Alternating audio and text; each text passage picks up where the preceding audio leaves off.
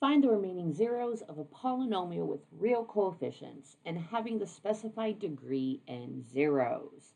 So here we are told that we have a fifth degree function, right? So something x to the fifth. And a fifth degree function should have 5 zeros, 5 roots to it.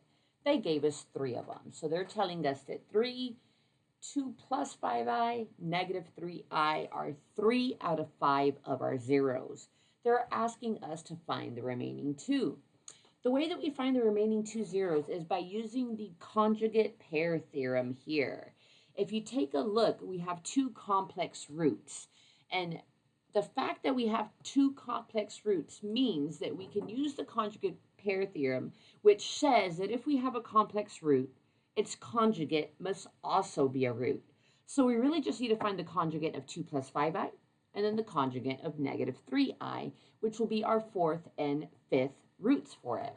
Now keep in mind if we're finding a conjugate of something, so let's just say like 6 minus 7i was our root here. Keep in mind that a conjugate almost looks like the same exact thing. I would still have a 6, I would still have a 7i, but you change the sign in between.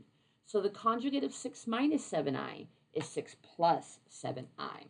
So that means the conjugate of 2 plus 5i would be 2 minus 5i. That would be zero number 4. The conjugate of negative 3i, so think of negative 3i as being 0 plus, or I'm sorry, 0 minus 3i, since we have a negative 3 here.